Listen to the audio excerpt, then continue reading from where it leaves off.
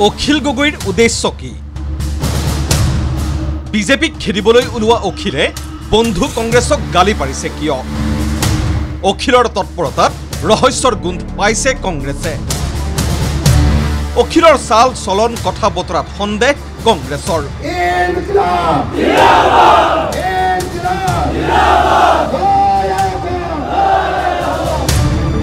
এয়া শেহতীয়াকৈ সমষ্টিয়ে কংগ্ৰেছক গালি পাৰি ৰাইজৰ দলৰ প্ৰচাৰলৈ ওলোৱা অখিল গগৈ। অকলে কৰি ভাগৰ লাগি গৈছে, সেইকাৰণে ভাবিছো মই ইহঁতৰ লগত কথা পাতি থাকি লাভ নাই, কংগ্ৰেছৰ লগত কথা পাতি লাভ নাই, এই বেলেগবিলাকৰ লগত কথা পাতি লাভ নাই, ডাইৰেক্টলি ৰাইজৰ লগত কথা পাতো, ৰাইজে যদি আমাক বচাব পাৰে, নহ'লে ইহঁতি 2 নম্বৰীকেইটাই আমাক নবচায়। কথাই অখিলে কৈছে ঐক্যবদ্ধ বিৰোধীয়েহে বিদায় দিব পাৰিব বিজেপিক। এতিয়া কংগ্ৰেছে অসমত আঞ্চলিক শক্তিবিলাকক লাট মাৰিছে আৰু বিজেপিক সহায় কৰি দিয়াকে কংগ্ৰেছে নিৰ্বাচন খেলিছে।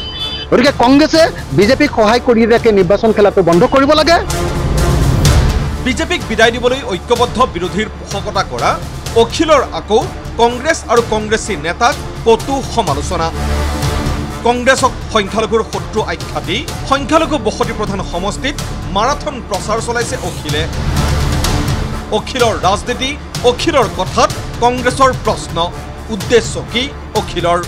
চাবদে কথা অখিল গগৈ ডাঙৰীয়াই কয় যে বিজেপিক অসমৰ শাসনৰ পৰা বিদায় দিম, হিমন্ত বিশ্ব শৰ্মা যাতে মুখ্যমন্ত্ৰী হ'ব নোৱাৰে তাৰ কাৰণে কাম কৰিম। আকৌ সেই একেজন অখিল গগৈ ডাঙৰীয়াই কিছুমান অঞ্চলত গৈ কংগ্ৰেছ দলৰ নেতাসকলক সমালোচনা কৰে। এতিয়া মোৰ প্ৰশ্ন হ'ল, অখিল গগৈ ডাঙৰীয়ালৈ অসমৰ পৰা বিজেপিক বিদায় দিবলৈ হ'লে কংগ্ৰেছ নোহোৱাকৈ আপুনি পাৰিব নেকি?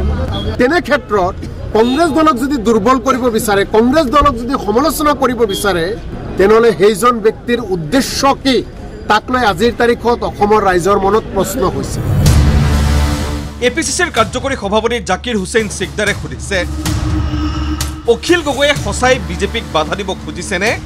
যদিহে ৰাইজৰ দলৰ নেতাগৰাকী সঁচাই বিজেপি বিৰোধী হয়, তেন্তে গালি পৰাৰ পৰিৱৰ্তে কংগ্ৰেছৰ সৈতে বন্ধ কোঠাত আলোচনা কৰক অখিল গগৈয়ে, অন্যথা ৰাইজৰ চকুত ধৰা পৰি যাব অখিল গগৈ। মই অখিল গগৈ ডাঙৰীয়াৰ প্ৰতি আহ্বান জনাওঁ, যদি সঁচাকৈ আপুনি কংগ্ৰেছ দলৰ লগত একেলগে কাম কৰি বিজেপিক বিদায় দিব বিচাৰে, তেনেহ'লে বন্ধুক গালি গালাজ নাপাৰিব।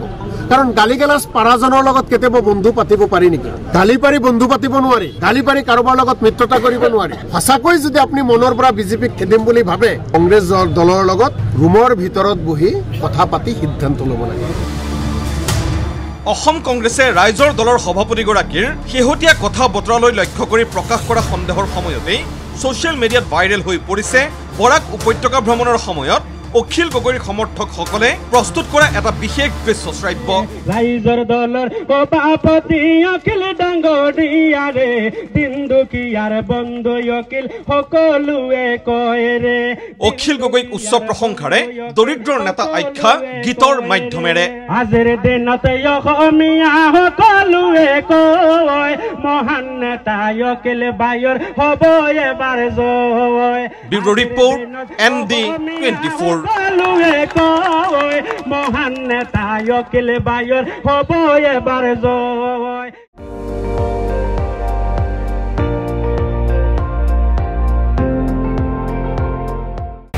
আপুনি চাই আছে ND24, সৰ্বশ্ৰেষ্ঠ নহয় সৰ্বোত্তমৰ দৌৰ।